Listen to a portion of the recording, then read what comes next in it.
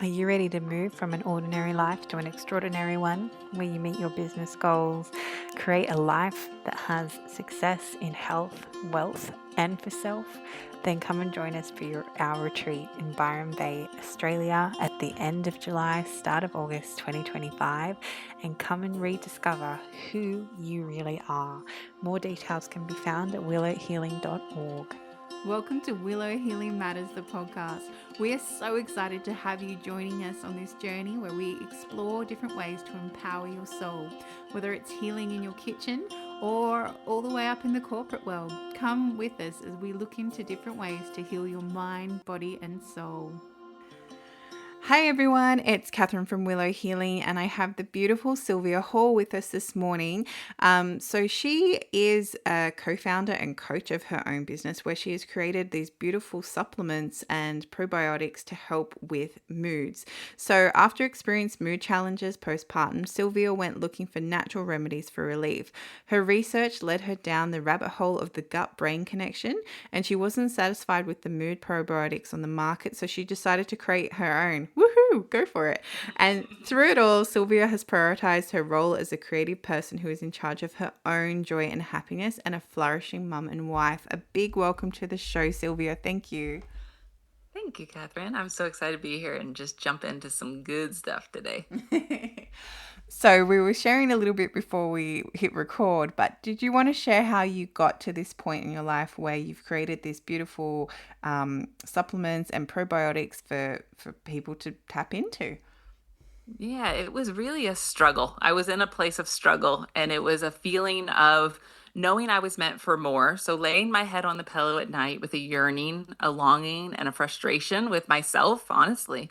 I was growing a coaching practice, and I had been really studying how the mind can impact everything, how our thoughts create our reality, and how our thoughts create how we feel, and how we feel creates how we show up, and that creates the entire ripple of our lives. And yet, and it was a big yet, this big yet was that I was so tired from constantly managing my mind that I felt like this isn't really, it shouldn't be this hard. It shouldn't be a full-time job to just manage my mind all day. And so that was when I started to really look more at the body and what I could do to support my body. And that was what kind of led me to the gut brain connection and how specific types of probiotics could in fact help with mood, help with nervous system, help to calm our minds and really support that process, which I still believe is so important: mindset, energetics, the way we feel. But it was that aha moment of, oh, yeah, my digestion has always been a little iffy.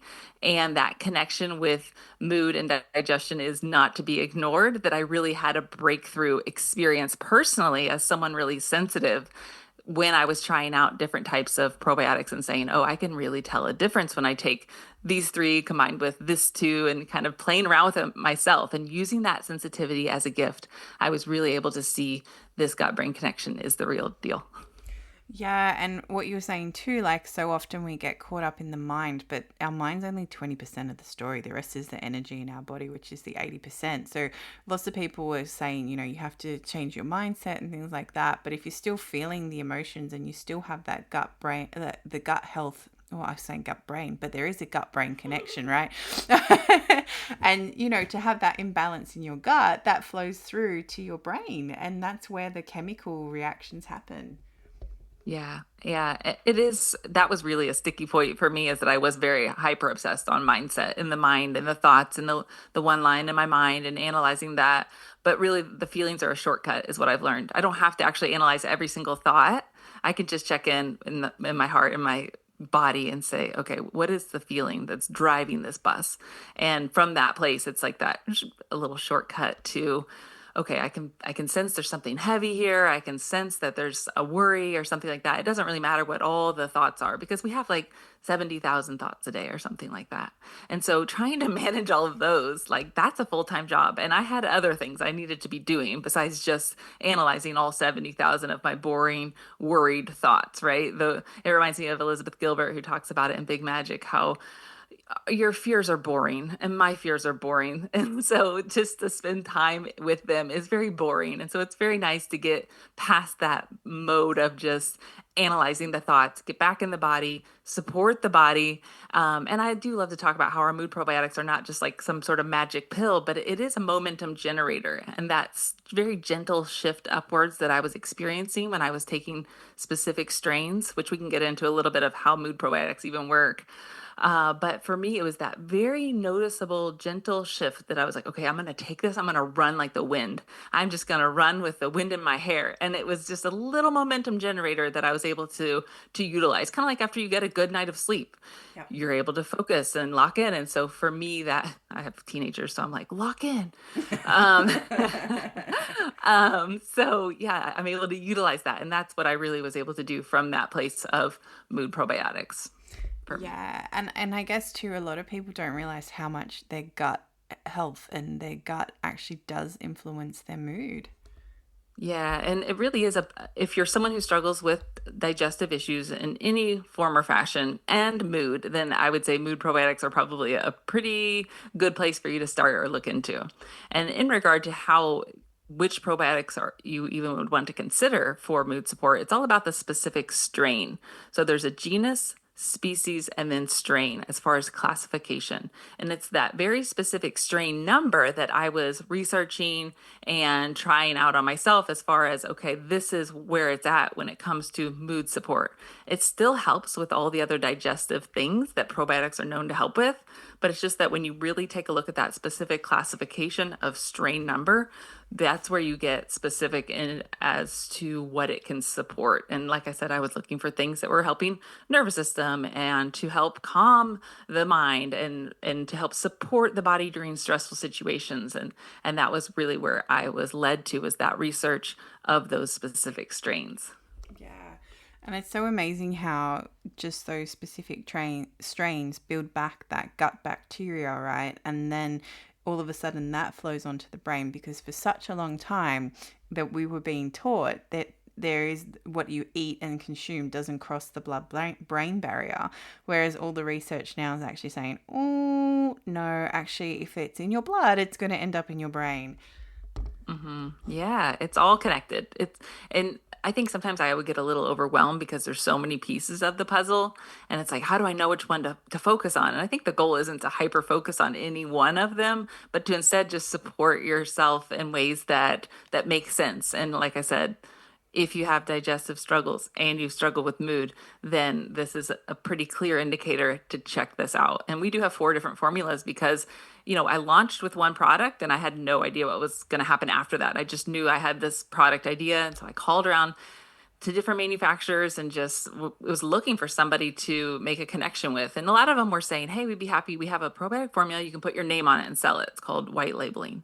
And I was like, no, I'm not putting my name on your junk formula. I've got a better formula that I've been working on and crafting. And that was really a big part of that, was just my intuition, tapping into the nudges that I was getting of different research papers combined with different formulas that I was trying and saying, okay, I'm noticing a light, subtle shift with this. So yeah, I was able to find a manufacturer that was able to bring my vision to life. And our flagship product was Mood Boosting Probiotic. It continues to be our top seller. But I very quickly was getting messages from people, hey, what about histamine sensitivities? And my passion was always to listen to people and to help them. And so from there, we were able to come up with 3 additional formulas that really kind of hone in on the different struggles that we were hearing from customers. And so at this point, I have no other plans of making any more products, because if you confuse, you lose. And yet there are different sensitivities and preferences. So we have 2 products that are probiotic and prebiotic, and 2 that are probiotic only. One of them is a spore-based formula, which is great for people that have more tricky digestive issues. And then, just that listening to the customer base of what they're asking for. The 4 that we have now, I feel very confident about, like, one of these will likely be very supportive to you. Yeah. And I love that you just went through this intuitive journey and you just stuck to your values and your standards. And you're like, no, I'm not letting you put my name on something because you want to market it and you want to push it. I'm here telling you you're not doing a good job and Well, and that was you just need the something. start of it. Let me tell you, like the start of it. And then it becomes people saying, okay, don't create more probiotics. You need to create other products to sell people that are taking that core probiotic. I'm like, but I'm literally trying to help this subset, people with histamine issues. It's a very big struggle. I want to create a product for them. And so, in a lot of ways, I've continued to trust on and lean into that. If you make service and impact and helping others that top priority, things will fall into place. And generally speaking, they really have. I mean, sure, there's other ways that I could have probably just capitalized on profits, and that just never has been my goal. And yet I know the idea of any thriving business is that you keep selling your products. If I want to stay in business for my customers, I have to stay profitable. Otherwise, I won't be able to serve them. So, balancing that really beautiful place of service and impact, and also abundance, profit, wealth flow, so that I can continue to serve them and make the impact that I know that we can make. Yeah, and I'm so glad you brought up the whole worth and abundance thing, because a lot of people will say, "Oh, it's too expensive," and it's like, hang on a minute, it has to be an energy exchange, and you're feeling it's too expensive because that's your reflection of what's going on with you. And I look at it too. I always say, how much do you want to invest in your health? Because often for me, if my body's not working and it's breaking down, then I can't do what I need to do to serve. So from that perspective, I'm like, no, I rather invest in my health. I'm going to pay like people that I trust, and want to put my you know almost put my body in their hands, essentially, because we want to trust what's coming through. And I love your high standard of integrity as well, with that. Hey, this is the product, I've really researched it, this is what it's worth, and I'm sticking to that. You can't tell me what I should sell and shouldn't sell. Right. And I mean, there's even been different gurus that's come in and said, hey, look, I need you to double your price, and then you need to have these affiliates and they're going to sell it for you. And I'm like, I can't do that to my customers. Like, my customers, they feel like a part of me. And like, to do that, everything has been affordability. As the mom that buys supplements, beauty products, health care products for the house, I know it's like, how are we already out of that again? I know that feeling. It's a quick churn rate around here when you've got kids and people using things. And so the first decision was I want 60 capsules in the bottle instead of 30. Now, if I did 30, I would have been able to have a lower price point and people could have tried the product at a more affordable, but per capsule, I'm able to make it much cheaper for my customers by having a 60-day supply, a 2-month supply per bottle.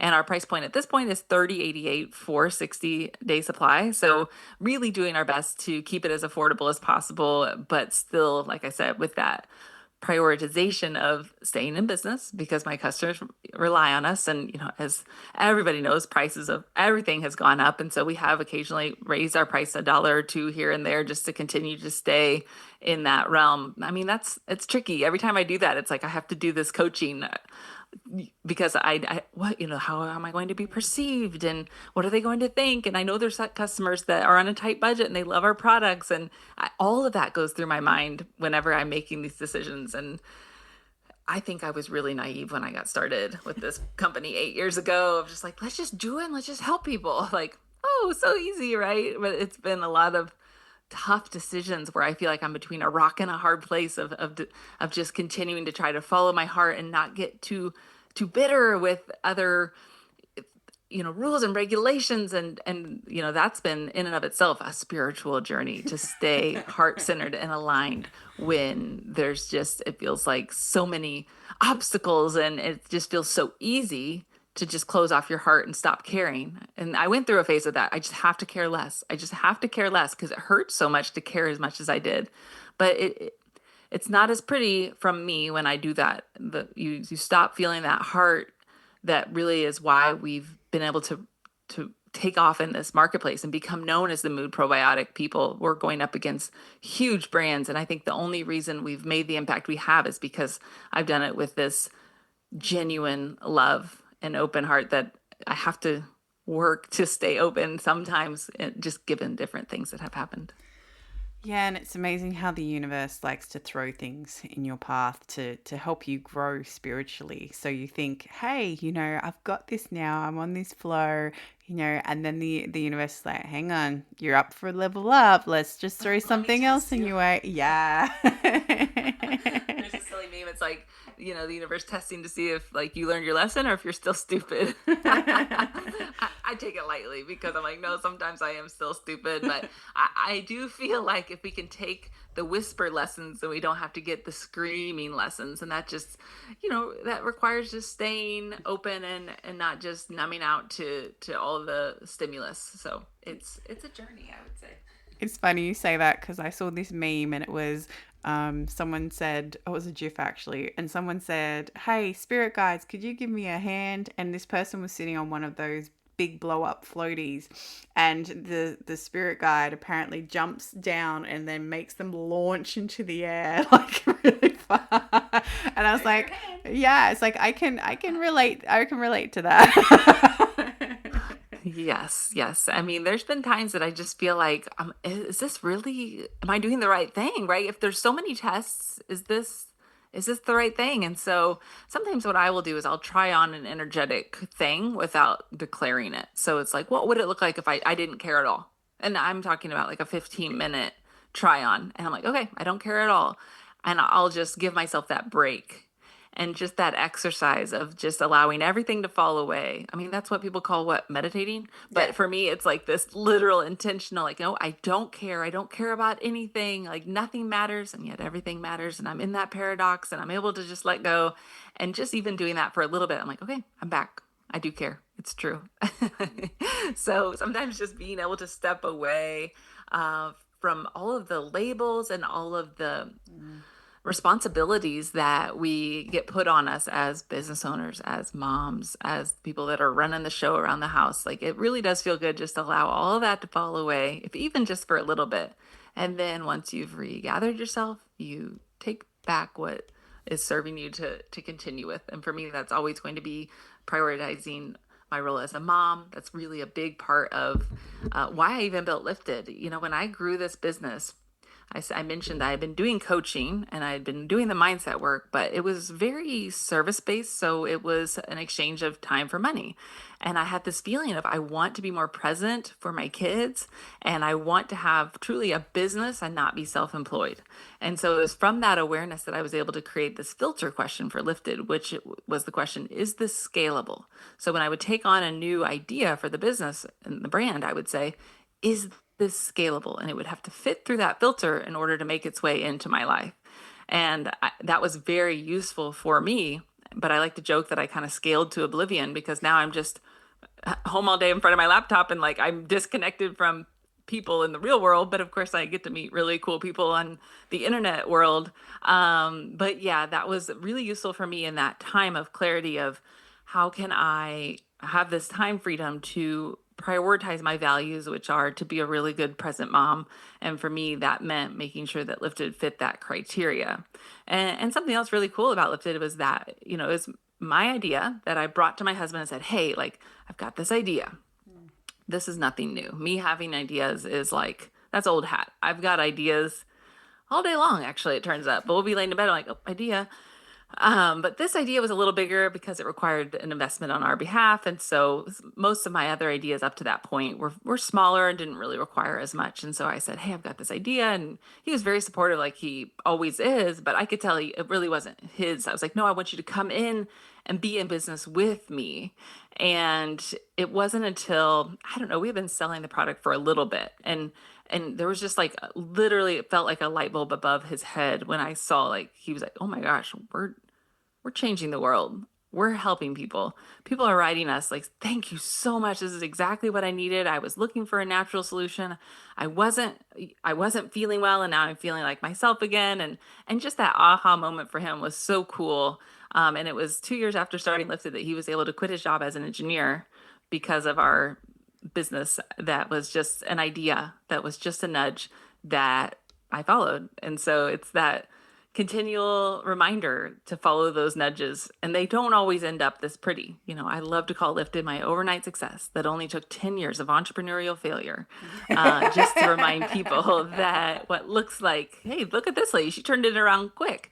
There was a lot of failures. And I use that air quote failure because they were lessons, they were stepping stones, it was data points helping me to move from one idea to the next. And each endeavor helped me to see what I did and didn't want more and less of. So with coaching, I had my foot on the gas and the brake at the exact same time. I wanted to make more impact and more income. And yet I wanted my time with my kids and I didn't really want to be tied to the phone all day. And so I was doing this energetic gas and brake. And it's one of my favorite exercises to just bring into any area of your life. In what ways do I have the gas and the brake on at the exact same time? And I'm really stalling my own progress. So there's times you got to realize, oh, I'm doing this, but also maybe there's a reason why. Maybe I don't really want it the way it would be right now. So those signals and signs of a pivot being necessary. That was where I was at with the coaching and being able to pivot into a scaled true business that doesn't require me to be present all day long was such a beautiful thing. And so I really do practice a lot of gratitude for that. The nudges, the customers that have come our way, and the movement that we've created with Lifted Naturals. Yeah. And the passive income stream, I know that's something my husband and I are talking about right now. So I had a nudge like that a few months ago, and I came home and I said, I want to sell everything and travel. And then my husband was actually amazing. He's just like, oh, let's go look at motorhomes, right? And then and then my son was like, because he's anyway, so we played around with it, and we just put our house on the market. Not so much to travel, but we're creating a life where we can have that financial freedom and flow, but extra money so we can invest to have that passive income, like you were saying, because I don't want to have to depend on people coming to me all the time to make sure that, and from running a business and a company myself, it's exhausting if the business revolves around you, because if you get unwell or something happens, then your income stream stops. Yeah. So I like to clarify, I don't actually love the term passive income because I don't think there's really, I think when we set it up like that, we're setting ourselves up for failure. But there's definitely income that comes without as much touchy as there is some that require so much touchy. So just kind of thinking about it, I love how Rich Dad Poor Dad talks about it as being self-employed versus a business owner. If you can make that distinction, that one requires you to put in the hours and do the work to get paid, and the other one is running with or without you, and then you check in on it. So I actually like to think of our investments that way. It's not totally passive. You can't just literally forget about it. If you lose a password or something, then that's gone. So you have to manage or babysit it just a little bit. But it really is about finding more ways to have your money make you money than just your time, because your time is so limited. And your money is not. There's a limitless amount that you can continue to create. I love to live in that space of abundance. There's plenty of trees, there's plenty of air, and there's plenty of money. There's plenty, that living from plenty. But it wasn't something I was just born with. My husband and I both spent a lot of our, early 20s, looking at beautiful homes and saying, well, what do these people do? And our question was a little bit off, because what we were implying is, what do these people do with their time? We didn't even understand that that was the wrong question. The question is really, what do these people do with their money to have it make them more money? Yeah. And I just think it's such an empowered way to spend our time, is to find more ways to have our money make money, because then we are able to really step into our gifts and our impact. But to sit around and pretend like we don't live in a world that requires money is foolish. It's a fool's game that I won't play. Instead, I like to look at it as the people so money is just a magnifier, and the people who have a lot of money and they're good, then they're just doing a lot of good. And the people that have been hurt and hurt people, then their money is also magnified in the ways that are not as positive. And so I have a belief that I'm a very good person, and lots of money in my hands is a very good thing. And that belief has served me. Whereas if on any level, there's a feeling of, ooh, I don't deserve that, or I shouldn't have that, or people that have a lot of money are bad. And, I hear that a lot with teens. There's kind of this brainwashing that's happening that maybe it always happens through where they just start to get mad at the rich because they're doing X, Y, and Z. And I'm like, when you do that, you're pushing away so that you can't become the rich. What if you could become the rich? And then what kind of impact would you make in the world? What would you do with all that money? If you push it away and talk about money in that way, you keep it at an arm's length. You keep it at a distance, and you're not able to do the impact and bring your gifts and make your impact. So for me, that shift is really important. Not just what can I do to make money with my time, but how can I find ways to make money with my money? Because I know that I'm a good person and I believe in my intentions, and the world needs more people like me to have money. That's a belief that I think is worth developing and creating. Yeah, I 100% agree with you. I got goosebumps when you were talking because I did this. I did this not long ago. So when I sold my company, I subconsciously didn't believe I deserved it. And my boss said, I'm going to make you rich. And I said, I don't want to be rich. And now I'm like, can I cancel that, please? And I had to work through that money story to come back from that. But the funniest thing was I work with, listen to this lovely coach, and she does a lot of financial reprogramming, I guess, for lack of better words.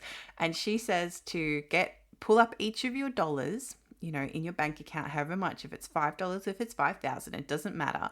And go tell them to go out and bring back 10 of their friends.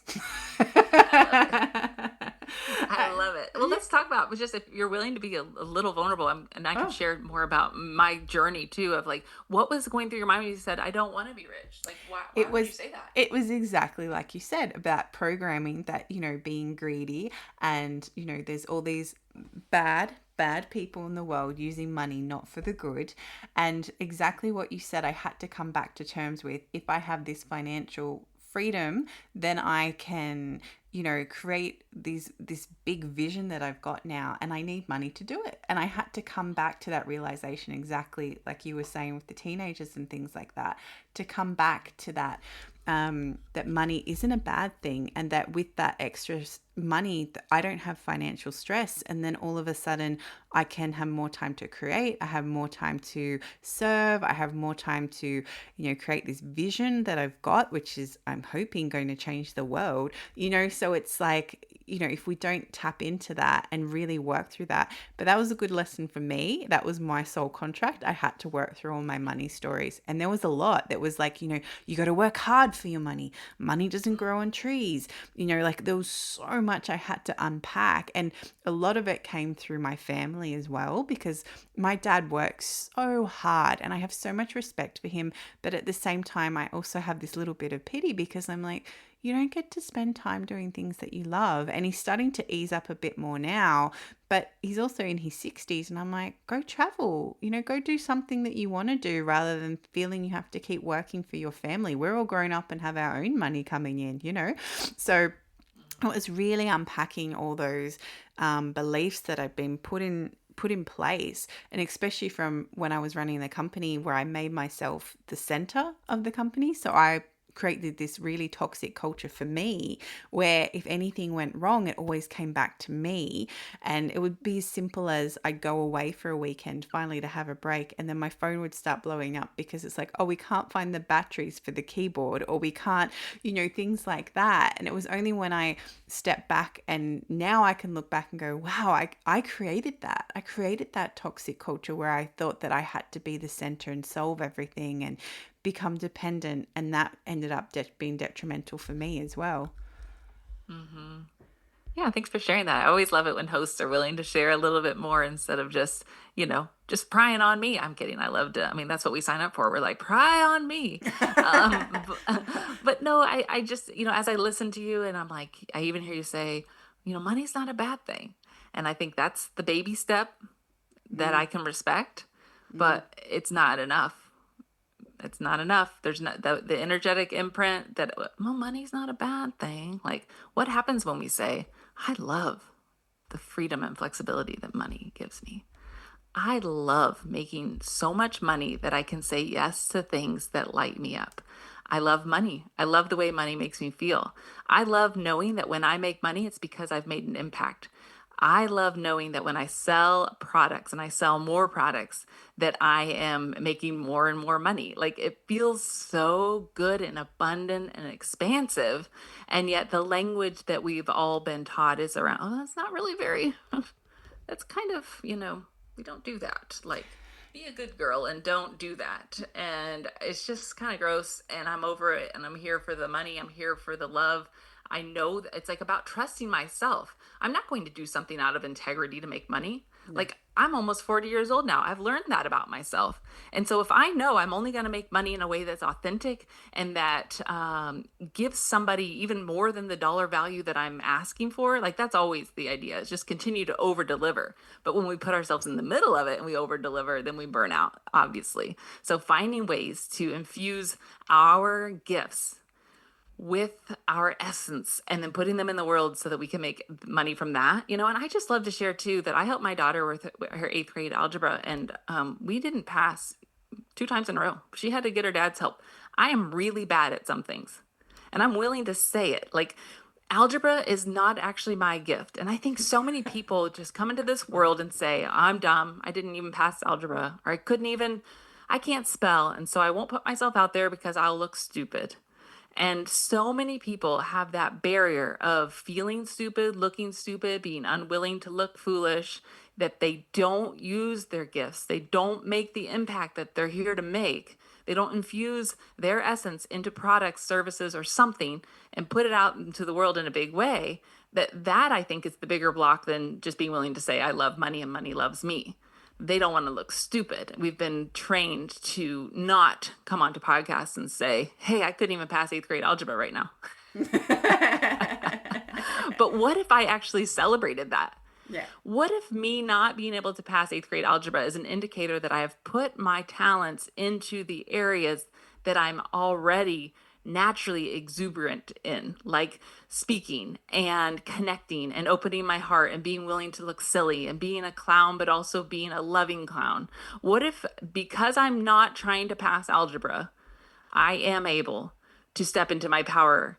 And I just think that that is the bigger block than the money. But if you were to tackle both of those things and look at your money story and be willing to say, I love money and money loves me, and I deserve more money, and when I have more money, I do more good things in the world, combined with I'm willing to look foolish, I'm willing to be a beginner, I'm willing to put myself out there, those two, whammo, slammo, that's a big impact that you can just begin to make. And it's from a free podcast that you opened up on a random afternoon or whatever. Exactly. And this is what I always believe, that if you're meant to hear something, the universe will place it in your periphery, right? No matter what. And even it was funny because one of my mentors, she was just doing she does a massage on people, and my podcast just randomly started playing. It was all about the heart. She goes, I don't know why, just interrupted the music and started playing, and I felt I had to talk to you because something must have happened and I was like, oh, that's really cool. But it was funny, I had a Chinese astrology reading, and he was looking at my chart, and he's like, because he kind of knew my background, he goes, you have so much abundance in your chart. You're like, it's full of fire, which is money. He goes, you have to start saying, I am money. So I did. I started saying, I am money. And I had this big shift at the end of last year. And it was, freeing up all those worth stories like you were talking about, and letting that go, and all those programs and things that we've had come in. And it was just this massive shift. And I was like, wow, that was pretty cool, and then I could invest that money into running a retreat, which I've always subconsciously wanted to do. I just didn't realize it till I talked about it. And I was like, yeah, I want to run a retreat. So now I can create this beautiful service for people so that people can come and experience great shifts in their life like I have, and you're passing on that wisdom and that beautiful connection, and just through sharing your stories like you have, Sylvia. And I love how you've just, pretty much hit a nail on the head with all the money stuff, because it's such a big thing too. It's, for me, the visual is really helpful too. It's this idea of like someone taking a piece of my pie. And I just never look at it like that. When I spend money, I just imagine baking more pies. It's like a visual. It's like I just bake more pies.